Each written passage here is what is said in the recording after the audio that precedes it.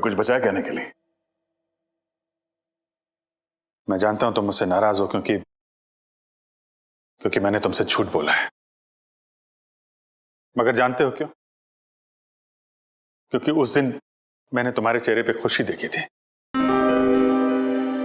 और उस चेहरे पे मैं दर्द नहीं देख सकता था दया, सिर्फ इसलिए मैंने तुमसे झूठ बोला था। तुम मेरे चेहरे पे दर्द नहीं देखना चाहते थे ना, लेकिन तुमने खुशी क्यों छीन ली मेरी? हाँ? तुम जानते थे कि श्रेया से मैं अपने दिल की बात नहीं कह सकता था, मुझ में इतनी हिम्मत नहीं थी, इसलिए मैंने वो सारी बातें उस चिट्ठी में लिख दी और सोचा कि मेरा सबसे अच्छा दोस्त वो चिट्ठी श्रेया तक पहुंचाएगा। मगर इतना सब कुछ हुआ, तुमने वो चिट्ठी उसे नहीं दी। क्यों? तुमने ऐसा क्यों किया मेरे साथ? वो एक्चुअली नहीं, शायद अभिजीत तुम्हारे पास इस बात का जवाब नहीं है। मेरे जवाब की बात नहीं है दया, किसी और का जवाब है जो मैं नहीं दे सकता। किसका जवाब है? मैं नहीं बता सकता दया। अभिजीत, पहेलियों में बातें मत करो, तुम दोस्त हो ना, खुल के बात करो, खुल के बात करो। यार वो बात नहीं है, दोस्ती के लिए तो मैं अपनी जान भी दे सकता हूं। हाँ, झूठ भी बोल सकते हो। क्यों? हाँ, मैंने तुमसे झूठ बोला है, लेकिन तुम्हारे लिए झूठ बोला, तुम्हें तकलीफ ना हो इसलिए झूठ बोला। तो मुझे तकलीफ नहीं हुई? हाँ? मैं खुश हूं, मगर सिर्फ और सिर्फ तुम्हारे वजह से मैं इस तरह से खुश हूं, तुम्हारे वजह से।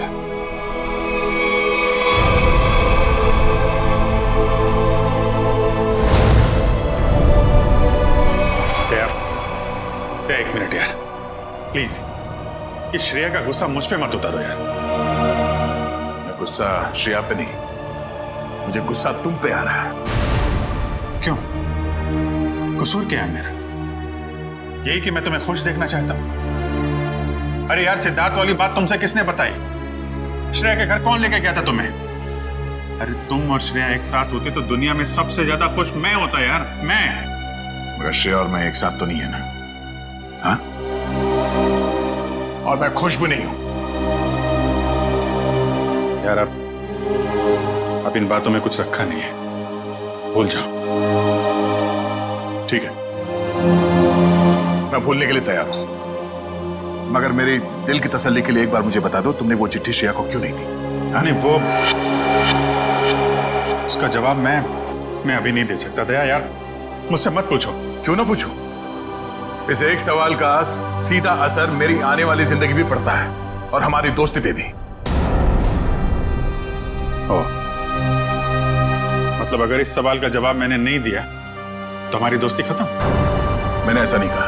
अरे रहने दो यार, अगर हमारी दोस्ती इतनी सस्ती है कि एक छोटे से आंधी के झोंके से उसकी नींव डगमगा जाए, तो मुझे भी ऐसी दोस्ती में कोई दिलचस्पी नहीं है।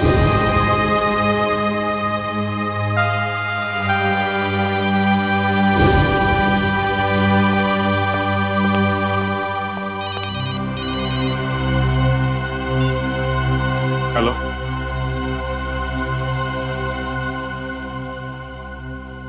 जी हाँ, सीआईडी ब्यूरो। जान खतरे में? एक मिनट, कहां से बोल रहे हैं आप?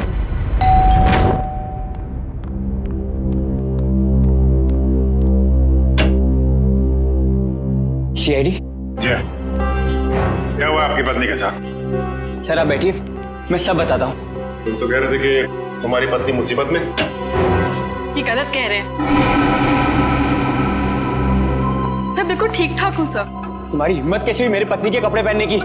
पता नहीं सर इनको क्या हो गया है, बिल्कुल बहकी बहकी सी बातें कर रहे हैं। मिस्टर राहुल, क्या मजाक है ये?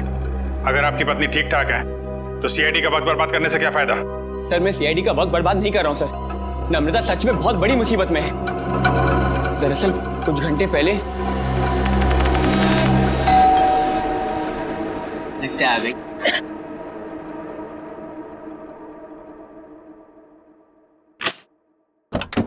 हाँ साहब, आपका नया बावर्ची साहब।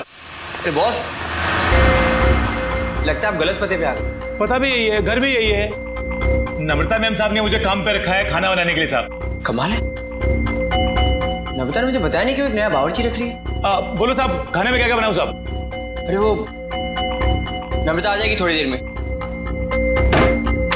वही बता देगी खाने में क्या बनाना है। तब तक एक काम करो, तुम मेरे लिए एक कप चाय बना दो। ठीक है साहब। रसोई का है साहब? उस तरफ। उस तरफ। अरे! ये चाकू?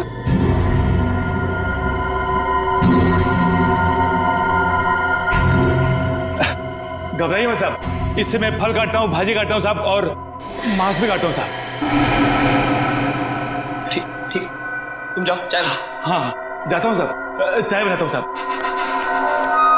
कैसे आदमी को काम पे रख दिया नम्रता ने।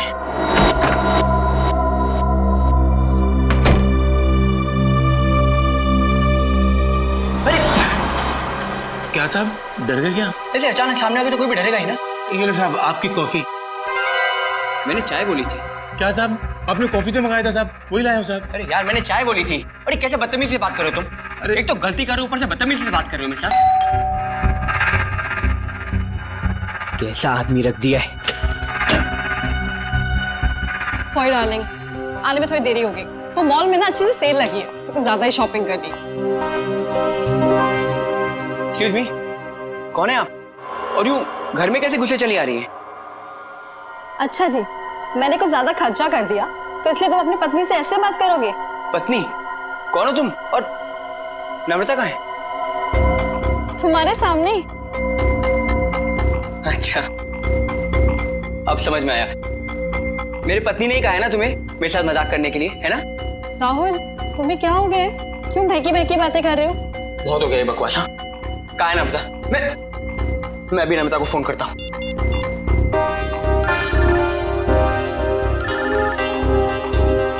हेलो, कैसे हो? अब यकीन हो गया? बहुत हो गया ये बकवास, बहुत हो गया मजाक। कहाँ है नम्रता? बताओ मुझे, नम्रता कहाँ है?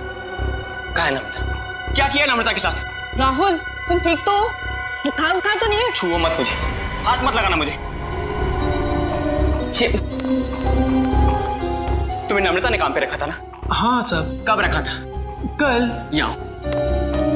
यहाँ और बताओ, क्या यही नम्रता है? हाँ साहब, यही तो है नम्रता मैम साहब। देखो यार, वो कुछ छोटी मोटी चाय कॉफी के बहस करे तुम झूठ मत बोलो। कौन है ये? नहीं साहब, मैं सच बोल रहा हूँ, यही है नम्रता मैम साहब। सुनो बलराम, तुम ना खाने में मिर्ची थोड़ी कम डालना, साहब को तीखा पसंद नहीं है। ठीक है मैम साहब।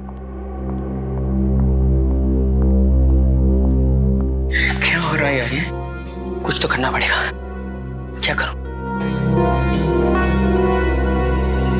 शेडी को फोन करता हूँ।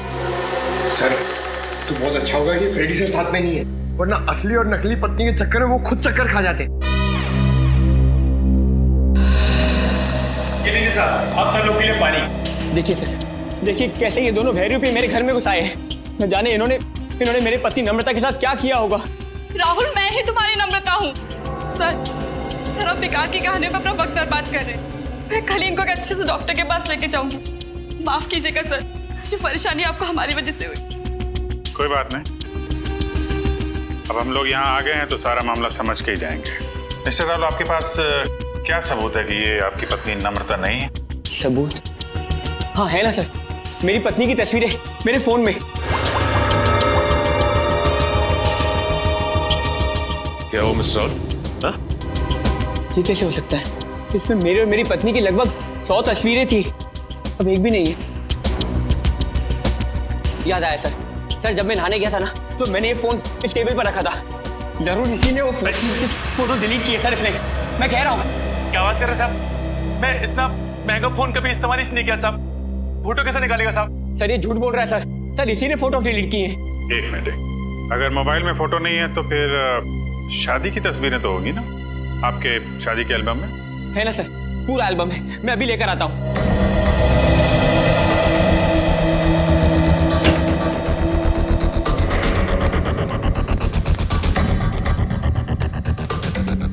सर ये लीजिए सर, हमारी शादी का एल्बम। अब हो जाएगा दूध का दूध और पानी का पानी।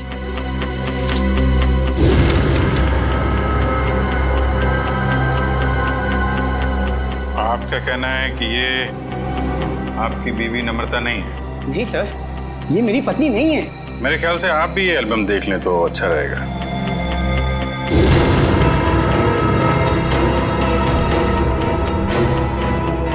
कैसे हो सकता है सर? ये कोई बहुत बड़ी साजिश है, ये कोई साजिश है मेरे खिलाफ। जरूर इसमें मेरी पत्नी भी शामिल है, उसी ने भेजा होगा इन दोनों को। मिस्टर राहुल, कभी आप कहते हैं कि आपकी पत्नी खतरे में है, कभी आप कहते हैं कि वो आपके खिलाफ साजिश रच रही है। कहना क्या चाहते हैं आप? सर मुझे कोई खतरा नहीं है और ये कोई साजिश नहीं है।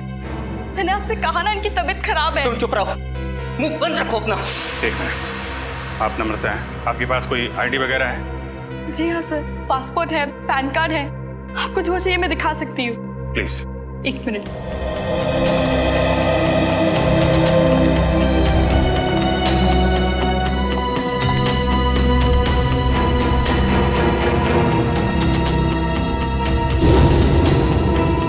नम्रता, आईडी के हिसाब से तो यही नम्रता है। सर ये भी तो हो सकता है कि इस लड़की का नाम भी नम्रता हो और इसी बात का फायदा उठाकर ये मेरी पत्नी की जगह लेना चाहती हो। सर नाम एक हो सकता है लेकिन जन्मदिन 19 अगस्त 1986, जन्मदिन का भी एक होना ये बहुत ही बड़ा सहयोग है। क्यों राहुल? अच्छा ये बताइए कि आपकी पत्नी का जन्मदिन भी क्या इसी दिन आता है? हाँ सर, तारीख तो हुई है पर ये सहयोग भी तो हो सकता है ना सर। ये संयोग है, वो संयोग है। मिस्टर राहुल, हम आपकी बात पे यकीन करें तो करें कैसे और क्यों? सर मैं सच कह रहा हूँ सर, ये झूठ बोल रही है। तुम नम्रता हो ना, तो ये बताओ कि हमारी शादी की सालगिरह कब है? बताओ ना, हमारी शादी की सालगिरह कब है? देखा सर, ये नहीं जानती है, ये झूठ बोल रही है। बताओ ना, हमारी शादी की सालगिरह कब है? 14 फरवरी। सर राहुल मुझसे बहुत प्यार करते हैं। वैलेंटाइंस डे पे गोवा में हमने शादी की थी। सर ये पूरी तैयारी कर कर आई है, इसने मेरे पत्नी से सब पहले ही पूछ लिया होगा। कोई और सवाल पूछ के देखो। हाँ, ये बताओ कि तुमने चॉकलेट कहाँ छिपाई? चॉकलेट? ये चॉकलेट का क्या चक्कर है? सर मुझे डायबिटीज है पर फिर भी मुझे चॉकलेट खाना पसंद है, इससे नम्रता अक्सर मेरी लाई हुई चॉकलेट छिपा देती है, जो बात इसे नहीं पता। अगर तुम नम्रता हो तो बताओ कि तुमने चॉकलेट कहाँ छिपाई है? बताओ, तुमने चॉकलेट कहाँ छिपाई?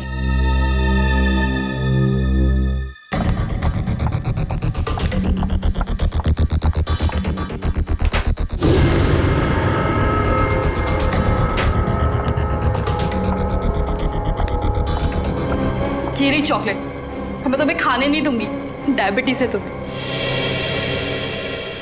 मुझे डायबिटीज नहीं है, मुझे दे दीजिए।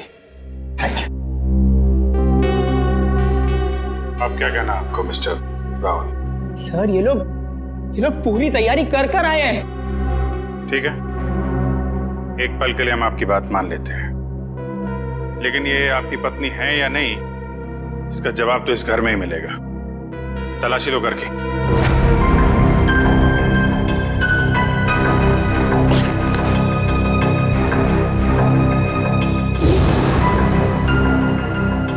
एक काम कीजिए, आप लोग अपने माता पिता को यहाँ बुलाइए, अभी पता चल जाएगा। सर मेरे माँ बाप तो दुनिया में नहीं रहे। सर मेरे भी नहीं है।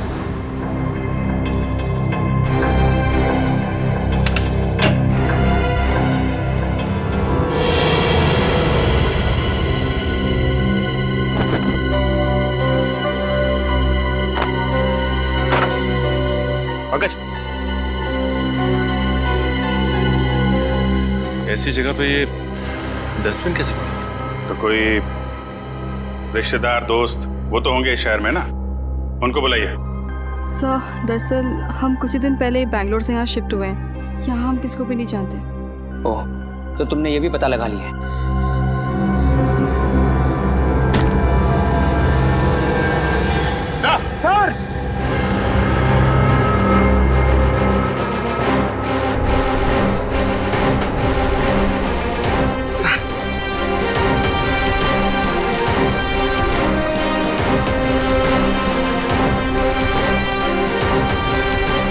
सर लाश।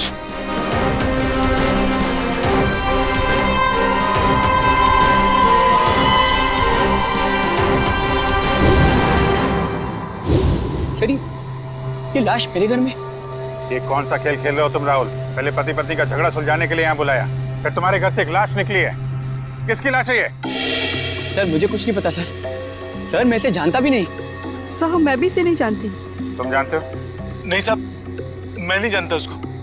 चल ये देखिए सर, यहाँ इसके सीने पे गोली मारी है और इसके गले पे खरोच का निशान भी है। हाँ तो बिल्कुल ताजे हैं, लगता है कुछ घंटों पहले इसे मारा गया है। कोई आईडी वगैरह मिली? एक मिनट।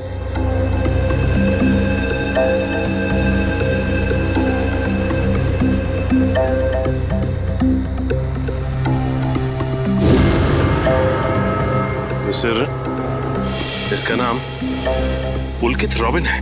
पुलकित रॉबिन? सर मैंने इसका नाम कहीं पढ़ा है। पढ़ा है? कहाँ पढ़ा है? अरे सर ये तो एक बहुत ही मशहूर टीवी सीरियल राइटर है सर, सास बहू का सीरियल। मैं देखता हूँ सर। एक टीवी सीरियल राइटर की लाश मेरे घर में? पंकज, मोबाइल पे देखो, इंटरनेट पे इस पुलकित रॉबिन की फोटो निकालो। देखो कहीं ये वही आदमी तो नहीं।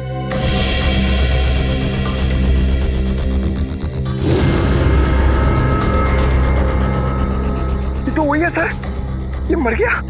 अरे वो शो का क्या होगा? मैं तो हर एपिसोड देखता था। अभी अभी एक नया अच्छा ट्रैक चालू हुआ था। सर मैं तो ये सब में फंस नहीं जाऊंगा ना सर? मिस्टर राहुल, तुम्हारे घर से एक लाश मिली है, लाश। जब तक खूनी पकड़ा नहीं जाता आप सब लोग हिरासत में रहेंगे। सचिन, घर सीज कर दो और इस पुलकित रॉबिन का एड्रेस निकालो। अब राधिका समीर से कहेगी, दूर हो जाओ मेरी नजरों से, मैं तुम्हारी शक्ल भी नहीं देखना चाहती। समीर राधिका की नजरों से दूर हो ना हो, लेकिन हम सीआईडी वाले आपकी नजरों से दूर नहीं होने वाले। सीआईडी? और मेरे घर में? जी, वैसे आप राइटर्स लोगों का काम बहुत मुश्किल होता है ना, इतना पेचीदा ताना बाना बनना पड़ता है, कभी कहानी का, कभी किरदारों का और कई बार खून का। दरअसल मैं समझी नहीं, आप लोग यहाँ क्यों आए हैं? दरअसल हम आपसे खून के बारे में पूछताछ करने आए, मगर अगर आप चाहें तो अगले हफ्ते देविका के साथ शो में क्या होने वाला है ये हमें बता सकती हैं, क्योंकि पुलकित जी तो रहे नहीं। क्या पुलकित सर का खून हो गया? कब और कैसे? ये तो अब आप ही बता सकती हैं। मैं? मुझे कुछ नहीं पता। इतनी भोली बनने की जरूरत नहीं है आपको। हम पुलकित के घर से आ रहे हैं। पुलकित की पत्नी ने बताया कि आप पुलकित की असिस्टेंट हैं। और कल शाम वो आपसे मिलने के लिए ही घर से निकले थे, मगर वापस पहुंचे ही नहीं। ये बात सच है, मैं और पुलकित सर कॉफी शॉप में मिलने वाले थे, लेकिन वो वहाँ पहुंचे ही नहीं। कौन सी coffee shop? IG coffee shop. वही जो बैरिक्स रोड पे? हाँ जी वही। मगर पुलकित की लाश हमें मिली सृष्टि नगर में, और ये बैरिक्स रोड सृष्टि नगर से बहुत दूर है। तो इसका मतलब ये है कि तुमने पुलकित को कॉफी शॉप पर बुलाया, उसके बाद उसे बहला फुसलाकर तुम सृष्टि नगर ले गई और वहां तुमने उसका खून कर दिया। नहीं, ये बात गलत है। मैं ऐसा क्यों करूंगी? क्योंकि तुम पुलकित से जलती थी और तुम पुलकित की जगह लेना चाहती थी, इसलिए तुमने पुलकित का खून कर दिया। ये सब झूठ है। मैं 8 बजे से लेकर 11 बजे तक उनका इंतजार करती रही, पर वो वहां पर पहुंचे ही नहीं। मैं घर वापस आ गई क्योंकि उनका फोन भी नहीं लग रहा था। आपकी बात में कितनी सच्चाई और कितना झूठ, ये बहुत जल्द पता लग जाएगा। आप हमारे साथ चलिए। मगर कहाँ? ये सब क्या है? आप लोग हमें यहाँ क्यों लाए हैं? कोई कुछ बता क्यों नहीं रहा है हमें? एक मिनट, शांत हो जाए मैडम, सब कुछ पता चल जाएगा। मैं पुलकित की पत्नी हूँ और आप मुझ पर भी शक कर रहे हैं। हम किसी पर शक नहीं कर रहे, हम अपनी ड्यूटी कर रहे। ये आप प्लीज अपना हाथ आगे बढ़ाइए, हम लोगों को आपके खून के सैंपल्स लेना है। खून का सैंपल? मगर क्यों? क्योंकि पुलकित की गर्दन पर हमें कुछ खरोंच के निशान मिले और उस खरोंच में नेल पॉलिश के ट्रेसेस हैं। इसका मतलब साफ है, पुलकित के खून में किसी लड़की का हाथ है। लाइए हाथ आगे कीजिए। फिलहाल इस केस में लड़कियां सिर्फ आप तीनों ही। सर आप लोग खूनी को ढूंढने में इतनी मेहनत करें, प्लीज मेरे पत्नी को भी ढूंढिए ना। न जाने नम्रता किस हाल में होगी, कहाँ होगी। फिर वही बात राहुल, कब तक खेलोगे ये खेल? और मैं एक बार नहीं बार बार कह चुकी हूँ कि मैं ही तुम्हारी नम्रता हूँ। चुप हो जा तुम, कितना झूठ बोलोगी? क्या चाहिए तुम्हें? पैसे चाहिए ना? कितने पैसे चाहिए तुम्हें मेरे घर और मेरी जिंदगी से जाने के लिए? क्या? मैं और पैसे? कैसी बात कर रहे हो तुम राहुल? मिस्टर राहुल, आपके पास आपकी पत्नी का फोटो नहीं है, चेहरा तो याद है, कम से कम उनका स्केच तो बनवा सकते हैं। जी सर, जरूर। ये बाल आगे से, हाँ यहाँ से थोड़े और लंबे। सर, हमारे क्रिमिनल डेटाबेस में इस बावर्ची का कोई रिकॉर्ड नहीं है। देखा साहब, मैं बोल रहा था ना साहब, मैं एकदम निर्दोष है साहब, मुझे जाने दो ना साहब। ठीक है, तुम जा सकते हो, मगर याद रख तुम शहर से बाहर नहीं जाओगे और जब भी बुलाया जाए ब्यूरो आ जाना। ठीक है। पता नहीं किसका स्केच बनवा रहे हैं ये, मैं तो यहाँ बैठी हूँ। Sir okay, thank you Paresh. तो राहुल, स्केच ठीक बना? हाँ सर बिल्कुल, यही है मेरी पत्नी नम्रता। और मैं कौन हूँ? इसकी सौतन? पता नहीं सर किस लड़की का चेहरा है ये, किसका चेहरा बनवाया इन्होंने, मुझे तो समझ में नहीं आ रहा। किसकी नजर लगी है हमारी हंसती खेलती जिंदगी को। सर इसके आंसू पे मत जाइए, ये मगरमच्छ के आंसू है। ये इन्हें हथियार बना के मेरे खिलाफ इस्तेमाल करना चाहती है, मुझे फंसाना चाहती है सर। राहुल, अगर तुम्हें मेरे साथ नहीं रहना तो साफ साफ कह दो ना, मैं तुम्हें डिवोर्स दे दूंगी। पर ये सब ड्रामा करने की क्या जरूरत है? सर ये पुलकित के कॉल रिकॉर्ड्स हैं। उसने जेनिफर के साथ में शाम को 5 बजे बात की थी और ठीक 1 घंटे बाद उसे लैंडलाइन नंबर से फोन आया था सर। अच्छा, ये लैंडलाइन नंबर है किसका, कुछ पता किया? हाँ sir, Bhavesh imports and exports नाम है कंपनी का। क्या कहा आपने? Bhavesh imports and exports? हाँ, क्यों? आप इस कंपनी के बारे में जानती हैं? हाँ सर, मैं जानती हूँ। राहुल इसी कंपनी में तो काम करते हैं। आप लोग मेरी तरफ इस तरह क्यों देख रहे हैं? मैंने उसे फोन नहीं किया है सर, मैं तो उस पुलकित को जानता तक नहीं हूँ। बुधवार शाम 6 बजे तुम अपने ऑफिस में थे या नहीं? 6 बजे ठीक तरह याद तो नहीं आ रहा, पर शायद तब तक मैं ऑफिस से निकल गया था सर। देखो राहुल, शायद से तो काम नहीं चलेगा। सर अगर आप लोगों को मेरे पे विश्वास नहीं है तो आप लोग मेरे ऑफिस चल के पूछताछ कर सकते हैं। ठीक है, तो चलकर पूछताछ कर लेते हैं तुम्हारे ऑफिस में, और ये भी पता कर लेते हैं कि जो स्केच तुमने बनाया है ऐसी कोई लड़की है भी या नहीं। एक बार शर्मा जी बस पहुंचा दीजिए, मैंने चेक कर लिया। उन्हें बोलिए टेंडरिंग का प्रोसेस चालू था। अरे राहुल, तुम यहाँ पर इस वक्त और आज ऑफिस नहीं है? और ये लोग कौन है? सर ये लोग सीआईडी से। सीआईडी? जी सर। क्या बात है, बताओ। क्या बताऊं सर, मैं एक बहुत बड़ी मुश्किल में फंस गया हूँ। कैसी मुसीबत? लाश मिली इनके घर के बैकयार्ड से। व्हाट? ये मैं क्या सुन रहा हूँ? कहीं तुम्हारा इसमें कोई हाथ तो नहीं है? नहीं सर, मेरा इसमें कोई हाथ नहीं है। मैं तो उस पुलकित रॉबिन नाम के आदमी को जानता तक नहीं जिसकी लाश मेरे घर से मिली है। मिस्टर भावेश, आप अपने जरा सारे स्टाफ को बुलाएंगे। सुमित,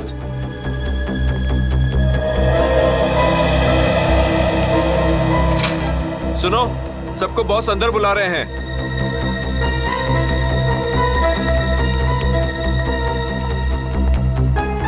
इस फोटो को देखिए, ये आदमी पुलकित है जिसकी लाश हमें राहुल के घर से मिली। वे पहचानता है इसे? जरा ध्यान से देखिए, टीवी सीरियल लिखते थे। आप इसे पहचानते हैं या इनसे जुड़े किसी आदमी को जिनका इनके साथ संबंध हो? ऐसा तो हो नहीं सकता कि आप में से कोई भी इन्हें नहीं जानता, क्योंकि आपके ऑफिस के लैंडलाइन से फोन किया गया था शाम को 6 बजे बुधवार। व्हाट? तो शायद राहुल ने किया होगा। मैं क्यों फोन करूंगा सर, मैं तो उसे जानता भी नहीं। और ऐसा भी तो हो सकता है कि इसी ऑफिस से किसी और ने फोन किया हो। और तो और सर, मैं तो जिस घर में रहता हूँ घर भी मुझे ऑफिस की तरफ से मिला है। Interesting, very interesting. आप में से किसी को याद है कि बुधवार को राहुल कितने बजे तक ऑफिस में था? हाँ सर, 5:30 बजे तक। 5:30 बजे, और पुलकित को फोन किया गया 6 बजे। हरीश जी, बहुत बहुत शुक्रिया हमारी दुविधा दूर करने के लिए। Thank you. हरीश, क्या तुम मेरा एक काम और करोगे? हाँ बोलो। तुम्हें याद है तुम वो इम्पोर्टेंट पेपर्स लेकर मेरे घर आए थे? हाँ याद है। तब तुम मेरे पत्नी नम्रता को मिले थे ना? हाँ राहुल, लेकिन उस बात का इस खून से क्या लेना देना है? लेना देना है, क्योंकि एक अनजान औरत मेरे घर में घुस आई है और मेरे पत्नी होने का नाटक कर रही है। क्या तुम प्लीज उसे चल के मेरे लिए पहचान सकते हो? हाँ श्योर। कहाँ है वो औरत? नीचे हमारी गाड़ी में बैठी हुई, आइए हमारे साथ। देखना सर, अब इस औरत का भांडा फूट जाएगा। धीरज रखिए, अभी पता चल जाएगा। अरे हरीश जी, कैसे हैं आप? हेलो नम्रता, मैं ठीक हूँ, तुम कैसी हो? क्या बताऊं, पता नहीं राहुल को क्या हो गया। हरीश, ये तुम क्या कह रहे हो यार? ये मेरी पत्नी नम्रता नहीं है। व्हाट? ये कैसी बात कर रहे हो राहुल? यही तो नम्रता है, तुम्हारी पत्नी, जिससे तुमने मुझे मिलवाया था। अब क्या कहना है मिस्टर राहुल आपका? है कोई जवाब आपके पास? हरीश, लगता है तुम्हारे आंखों का नंबर बढ़ गया है। जाके अपनी आंखें टेस्ट करवाओ। तुम एक ही बार मिलो इसलिए शायद इसे पहचान नहीं पा रहे हो। हाँ मिस्टर राहुल, मेरे चश्मे का नंबर जरूर बढ़ गया है, लेकिन मेरी याददाश्त कमजोर नहीं हुई है। यही नम्रता है। यकीन नहीं होता ये सब में तुम भी शामिल हो। सर मैं कह रहा हूँ पुलकित के खून में ना इसी का हाथ है। अरे ये कैसी बात कर रहे हो राहुल, तुम्हारा दिमाग खराब हो गया? सर ये झूठ बोल रहा है। मैं ठीक कह रहा हूँ सर। राहुल, ठीक और गलत का फैसला हम लोग करेंगे, आप नहीं।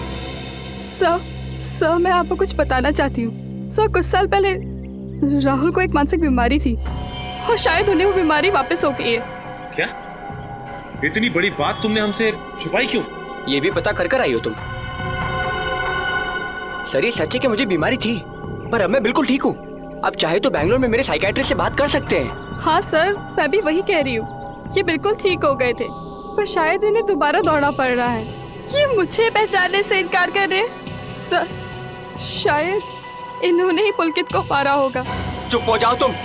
एक तो मेरी बीवी को गायब कर दिया, ऊपर से मेरे पे झूठा इल्जाम लगा रही है। मैं ऐसे जान से मार दूंगा। पीछे हो। क्या बिगाड़ा है मैंने राहुल तुम्हारा? सर प्लीज राहुल को अपनी कस्टडी में ले लीजिए। सर देखिए ना, अपनी पत्नी को दिन दहाड़े जान से मारने की धमकी दे रहा है ये। पुलकित का खून राहुल ने किया है या किसी और ने, इसका पता तो हम लगा ही लेंगे, मगर ऐसा तो हो नहीं सकता कि पुलकित को मरते हुए किसी ने देखा या सुना ना हो। उस मोहल्ले के लोगों से पूछताछ करनी होगी। सर आसपास के सभी घरों में हमने पूछताछ कर ली है, बस ये एक आखिरी घर बाकी है। चलो यहाँ भी पूछ के देखते हैं। संभल के।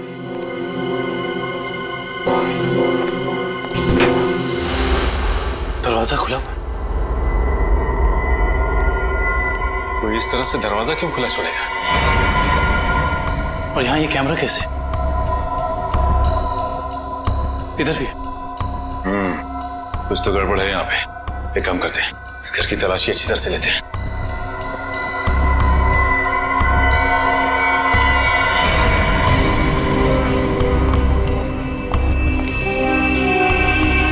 सर जल्दी आइए।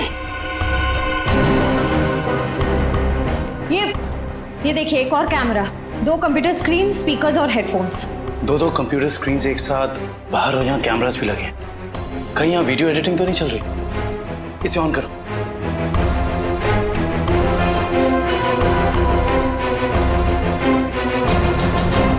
हाँ साहब, आपका नया बावर्ची साहब। लगता है आप गलत पते पे आ गए। नम्रता मैम ने मुझे काम पे रखा है खाना बनाने के लिए। चाय बनाता हूँ साहब। अरे जाओ ना। अभी क्या है? सॉरी डार्लिंग, आने में देर हो गई।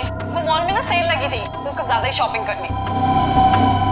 माय गॉड, वो कैमरा लगा के राहुल के घर पे नजर रखे हुए। क्या हुआ आपकी पत्नी के साथ? सर आप बैठिए, मैं सब बताता हूँ। सिर्फ राहुल की नहीं, सीआईडी की भी। मैं तो बिल्कुल ठीक ठाक हूँ। सर एक बात समझ में नहीं आ रही है, इतनी दूर से सीआईडी का वक्त बर्बाद करने से क्या फायदा है? मगर ये आवाज इतनी क्लियर कैसे आ रही है? मैं भी आया। सर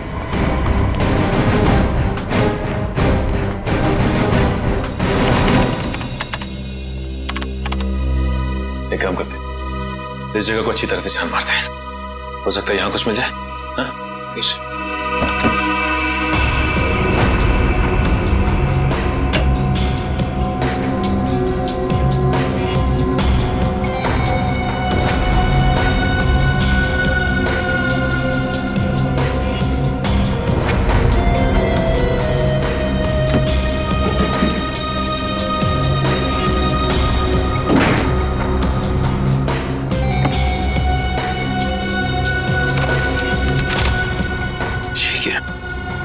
क्या हुआ सर? ये देखो, जमीन के पेपर्स। ये घर किसी गिरधारी के नाम पे है।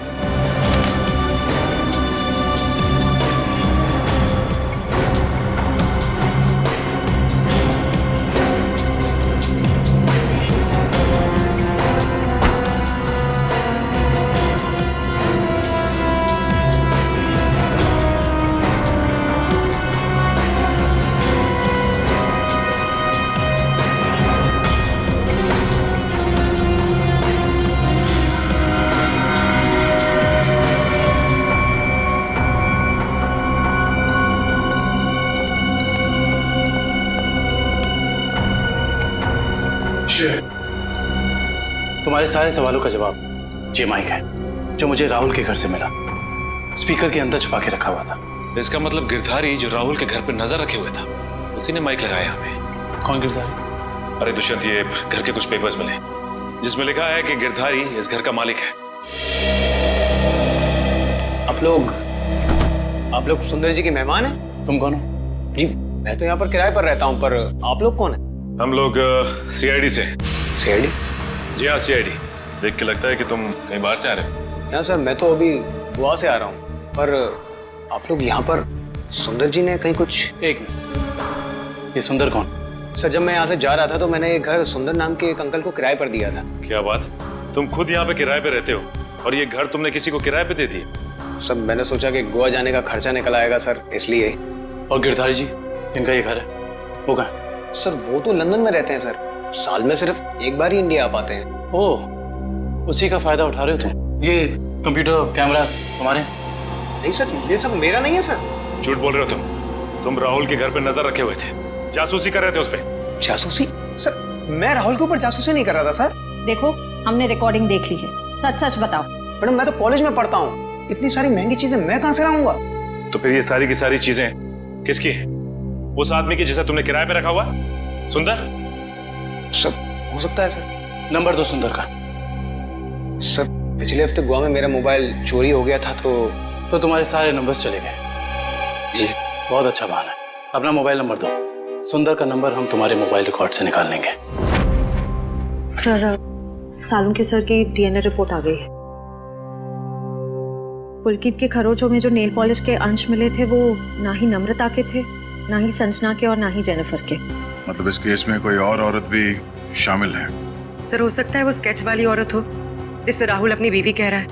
हो सकता है। जब तक हमें उस औरत के बारे में कुछ पता नहीं चल जाता कुछ कह नहीं सकते। क्या हुआ, उस नेल पेंट के बारे में कुछ पता चला क्या?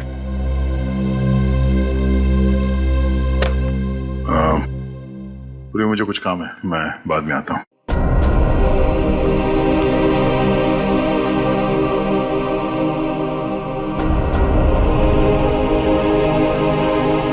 सर जतिन के फोन रिकॉर्ड्स चेक करिए, सुंदर का नंबर तो नहीं मिला मगर किसी मनीष नाम के आदमी का नंबर मिला है। करता क्या है मनीष? सर कैमरास और रीडिंग मशीन किराए पे देता है। मनीष? इस मनीष से मिलना पड़ेगा। सर यही है वो सुंदर अंकल जिन्हें मैंने अपना घर किराए पे दिया था। कौन सुंदर? मैं मनीष हूँ। गलत बात है मनीष जी, आप इतने महंगे कैमरा इक्विपमेंट्स ऐसे ही खुले घर में छोड़ा है, इन्हें तो अरेस्ट करना होगा। बिल्कुल।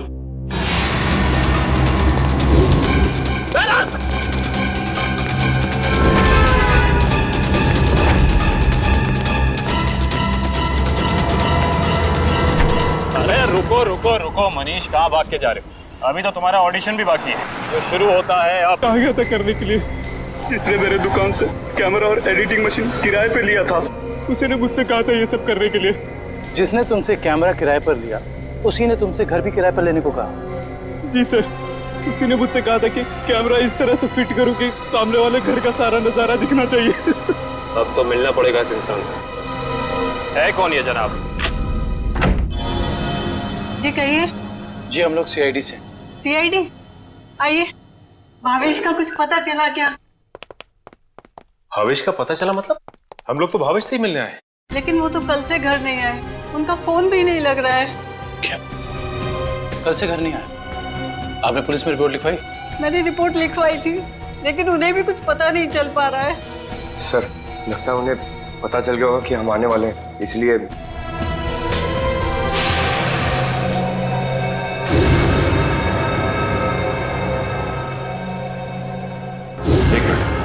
क्या ये आपके पति भावेश है? जी हाँ। ये केस तो और पेचीदा बनता जा रहा है। सब मेरे पति भावेश को ढूंढ निकालिए। देखिए मैम, आप चिंता मत कीजिए, अब भावेश का नंबर दीजिए हमें। जी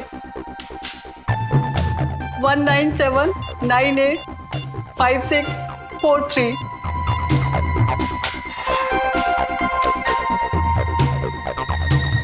भावेश का फोन तो ऑफ आ रहा है। पंकज, भावेश के फोन के IMEI नंबर से पता करो कि उसका मोबाइल इस वक्त कहाँ है।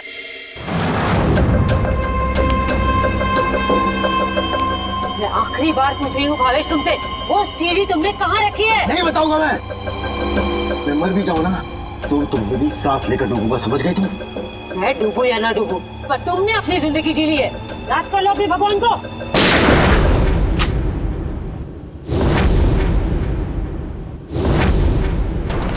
बस मुनीत रेली, बहुत मचा रही आतंक। कानून को काफी वक्त से तुम्हारी तलाश थी, मगर हमें नहीं पता था कि हम इस केस के जरिए तुम तक भी पहुंच जाएंगे। खुश तो ऐसे हो रहे हो जैसे तुमने मुन्नी को जेल में डाल दिया है। ये तुम्हारी खुशकिस्मती है या बदकिस्मती कि तुम मुन्नी के दरबार में खुद चलकर आए हो? देख क्या रहे हो? खून दो इनको।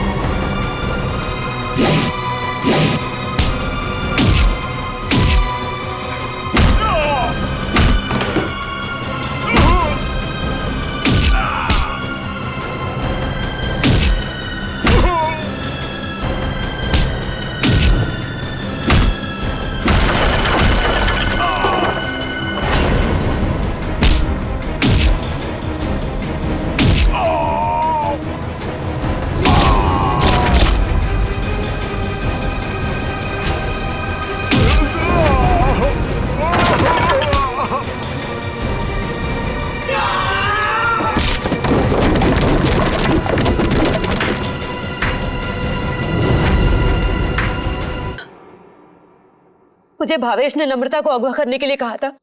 क्यों भावेश, क्या बिगाड़ा था नम्रता ने तुम्हारा? बहुत लंबी कहानी है। कोई बात नहीं मिस्टर भावेश, CID के पास मुजरिमों की दास्तान सुनने के लिए हमेशा वक्त रहता है।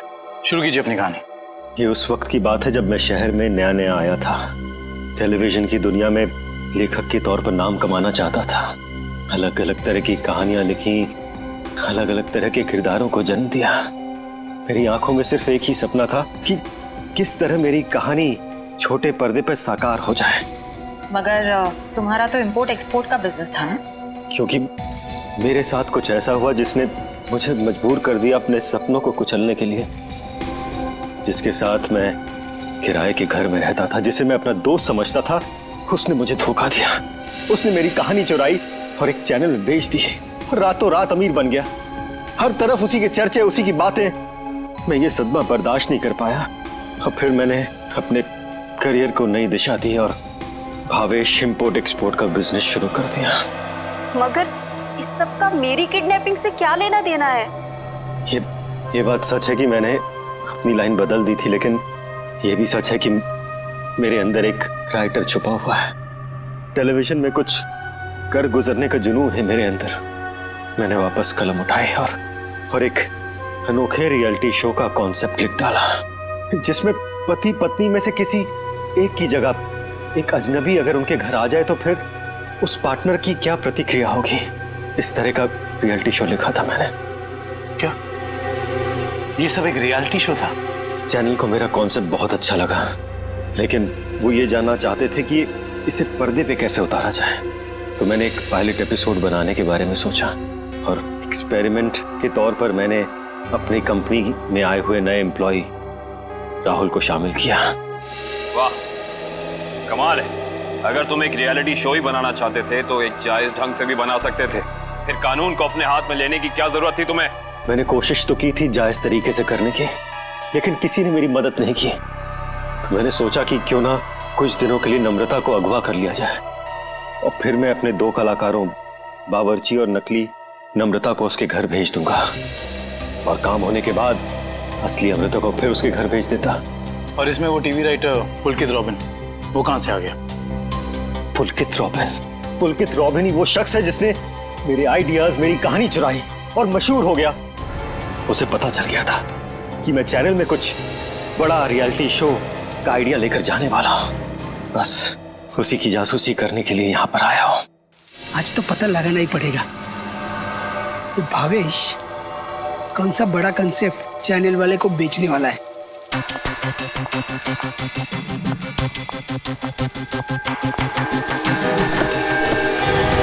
चल गाड़ी में बैठ। मानो तुम, मैं नहीं जाऊंगी। गाड़ी में बैठी गोली मारो। छोड़ो मुझे। क्या कर रहे हैं तुम लोग? छोड़ो उसको। क्या कर रहे हैं तुम लोग?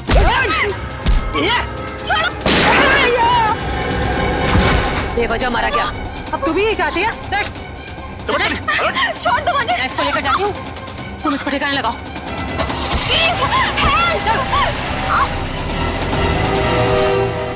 घर पहुंचकर जब मैं मेरे लगे हुए कैमरा की फुटेज देख रहा था तब मैंने देखा कि इस मुन्नी ने पुलकित का खून कर दिया है और मेरे बने बनाए प्लान को चौपट कर दिया। मैं उसे मारना नहीं चाहती थी, वो खुद बीच में आ गया था। और जब आप लोग मेरे ऑफिस आए तब आप लोगों को देखते ही मैं समझ गया कि अब सीआईडी से बचना नामुमकिन है। मैं बहुत घबरा गया था और उसी घबराहट में मैं यहाँ मुन्नी से मिलने आ गया। मुन्नी, तुमने मुझे फंसा दिया। पता है सीआईडी मेरे ऑफिस तक चली आई। एक तो पुलकित को मारा, ऊपर से उसकी लाश मेरे घर में छुपा दी। बोला था ना सेठ, लड़का लोगों को नहीं पता था कि तुम्हारा घर राहुल की कंपनी में आता है। अरे मैंने तुम्हें सिर्फ किडनैप करने के लिए कहा था, वो भी कुछ दिनों के लिए, पर तुमने पूरा रायता फैला दिया। याद रखना मुन्नी, अगर सीआईडी ने मुझे गिरफ्तार किया ना तो मैं तुम्हारी सारी पोल खोल दूंगा। कहाँ रखा है? बोल। नहीं बताऊंगा। नहीं। इसको भी बांध दे। मुन्नी ठीक नहीं करेगा। तो अब वो टेप कहाँ है जिसमें मुन्नी की रिकॉर्डिंग थी? मेरे मैनेजर हरीश के पास। सिर्फ वही एक शख्स था जिसे मेरे रियलिटी शो के आइडिया के बारे में पता था। और वो माइक, वो कब लगाया राहुल के स्पीकर में? वो स्पीकर राहुल का नहीं था, वो स्पीकर भी गिफ्ट के तौर पर मैंने राहुल के घर भिजवाया था। जब हरीश उसके घर फाइल लेकर गया तो उसी के साथ मैंने स्पीकर भिजवा दिया था। लेकिन आपने हमारे विश्वास के साथ खिलवाड़ किया है भावेश जी। मुझे माफ कर दीजिए।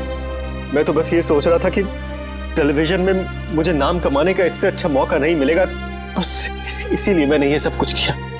मुन्नी को तो फांसी होएगी, तुम्हारा जुर्म भी कुछ कम नहीं है भावेश। बिल्कुल, क्योंकि मिस्टर भावेश आपने एक किडनैपिंग करवाई और उस दौरान एक आदमी का खून हुआ है। आपके भविष्य का फैसला तो अब अदालत करेगी। सर क्या हुआ है? आप लोग मुझे बता क्यों नहीं रहे? जरा रुको, अभी पता चल जाएगा।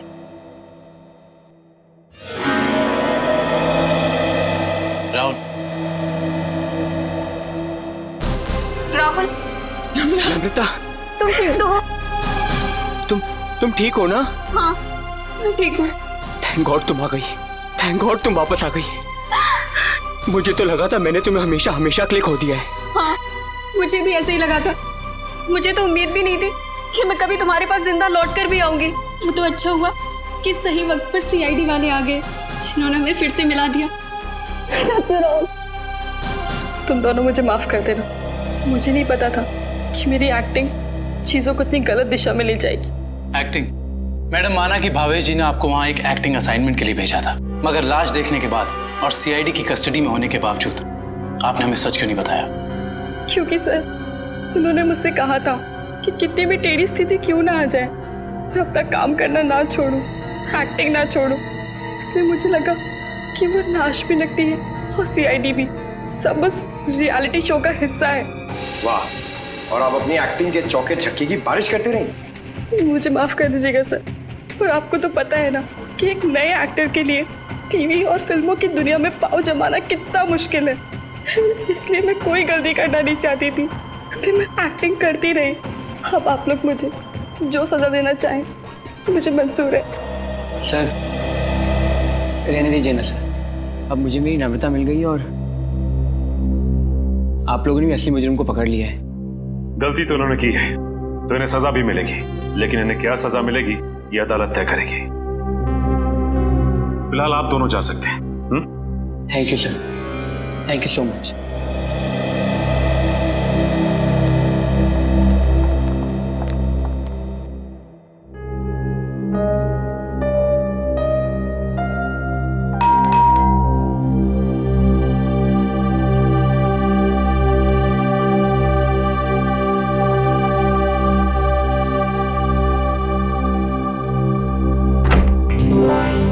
तारिका, आओ। अच्छा हुआ तुम आ गई। सब ठीक है ना अभिजीत? नहीं, इस वक्त बुलाया इसलिए पूछ रही थी। नहीं वो एक्चुअली मुझे तुमसे कुछ जरूरी बात करनी थी। कितने परेशान लग रहे हो, क्या बात है? एक्चुअली समझ नहीं पा रहा हूँ मैं तुमसे कैसे बताऊं। मैं समझ गई, दया के बारे में ना? मैं जानता हूँ ये सुनकर तुम्हें बहुत धक्का लगेगा, और इससे पहले मेरी हिम्मत जवाब दे जाए, मैं तारिका जब एसीपी साहब यहाँ वापस आएंगे तो मैं उनसे कहने वाला हूँ वो मेरा ट्रांसफर कर दें। क्या? ट्रांसफर? आई एम सॉरी तारिका, मैं और बर्दाश्त नहीं कर सकता। मेरे और दया के बीच में जो कुछ चल रहा है, मैं अभिजीत लेकिन दया तो तुम्हारा दोस्त है ना? हाँ, लेकिन अब दोस्ती रही कहाँ? ऐसे क्या, दोस्तों के बीच में तो ऐसा होता रहता है, ऐसी छोटी मोटी गलतफहमी, ऐसे झगड़े। इसका मतलब ये थोड़ी कि एक दोस्त ऐसे मुंह मोड़ के निकल जाए। तारिका मैं जान दे सकता हूं मैं उसके लिए, वो बात नहीं है, लेकिन ये सब मैंने सपने में भी नहीं सोचा था कि हमारी दोस्ती इस मुकाम तक पहुंच जाएगी। मैंने फैसला कर लिया है, मैं यहां से चला जाऊंगा।